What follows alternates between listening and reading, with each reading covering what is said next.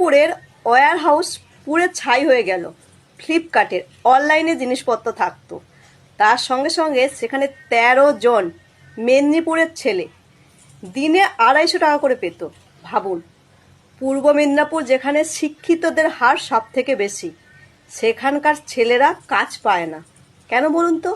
এখনকার সরকারের জন্য আজকে ৭,০০০ টাকার মাইনেতে এই রুবি, কলকাতা রুবিতে এসে কাজ করতে এসে কম বয়সে সব ছেলে পুরো ছাই হয়ে গেছে।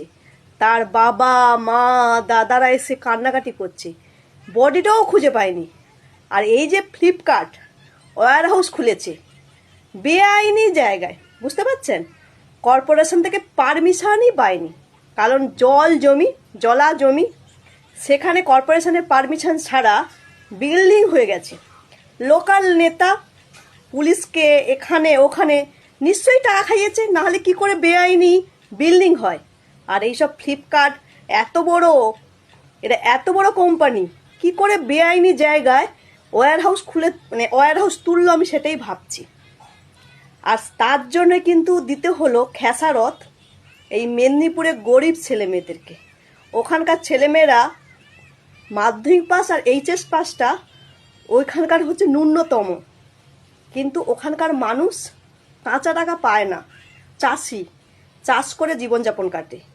আর সেটা না খুব গায়ে লাগছে আমার, কারণ আমি একজন মেদিনীপুরের মেয়ে।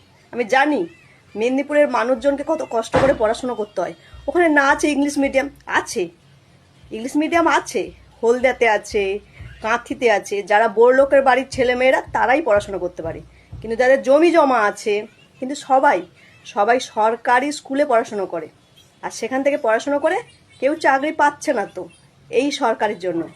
আর অরূপ বিশ্বাস আর সুজিত বসু, অরূপ বিশ্বাস এলো ২৪ ঘন্টার পরে, আর দলকল মন্ত্রী ৪৮ ঘন্টা পেরিয়ে যাওয়ার পর এখানে এলো। পুরো ছাই হয়ে গেছে ওয়্যার হাউস, বুঝতে পারছেন কি পরিস্থিতি? যেখানে বেআইনিভাবে বিল্ডিং তৈরি হয় সেখানে এফআইআর কি করে থাকবে, পারমিশন কি করে থাকবে? আর এই যে ফ্লিপকার্ট এত বড় অনলাইন বিজনেস করছে, কি করে বেআইনিভাবে ওয়্যার হাউস তুললো কেন বলুন তো? এখনকার যেখানে যাবে টাকা ফেললে কাজ হয়ে যাচ্ছে, ২ নম্বরই কাজ, বুঝতে পারছেন? আর তার খেসারত দিতে হলো কতগুলো ইয়ং তাজা ছেলেদেরকে, মাত্র দিনে ২৫০ টাকা দিয়ে তাদের রোজগার ছিল। এই কলকাতার বুকে দিনে ২৫০ টাকা রোজগার করে থাকবে কি, খাবে কি, আর বাড়িতে পাঠাবে কি? তবুও কাজের জন্য পেটের দায় চলে এসছে, কারণ কোনো কাজ নেই মেদিনীপুরে। কি কাজ করবে? কি আছে? হলদিয়াতে শিল্প আছে, তা তো বন্ধের পথে। কিছু শিল্প এসছে, চপ শিল্প, ঘুগনি শিল্প ছাড়া।